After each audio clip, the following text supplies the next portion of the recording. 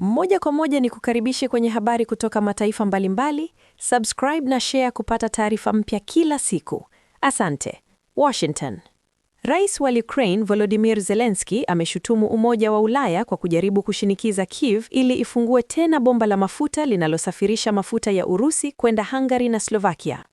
Alisema kurejesha uingizaji wa mafuta ya asili ya Urusi kupitia Ukraine kuelekea Umoja wa Ulaya EU ni sawa na kuondoa vikwazo vya kiuchumi dhidi ya Moscow. Ukraine inasema bomba la mafuta la enzi ya Sovieti la Druzhba liliathiriwa na mashambulizi ya anga ya Urusi mwezi Januari na bado halijarekebishwa.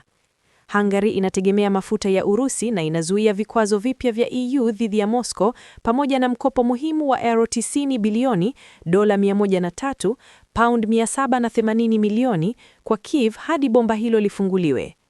Waziri Mkuu wa Hungary, Viktor Orban, amekuwa na mvutano na Ukraine kuhusu suala hilo kuu kabla ya uchaguzi wa Aprili. Chama chake kipo nyuma katika kura za maoni. EU imemhimiza Zelensky kurekebisha bomba hilo haraka na kumtaka kuruhusu wakaguzi.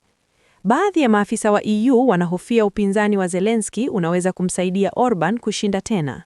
Lakini akizungumza na waandishi wa habari mjini Kyiv, wakiwemo wa BBC, Zelensky alisema kuwa anapinga mafuta ya Urusi kusafirishwa kupitia Ukraine, huku EU ikipiga marufuku ya uuzaji wake sehemu nyingine. Uganda.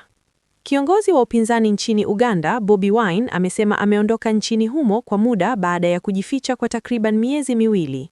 Katika video aliyochapisha kwenye mitandao ya kijamii, Bobi Wine alisema anasafiri kwenda nje ya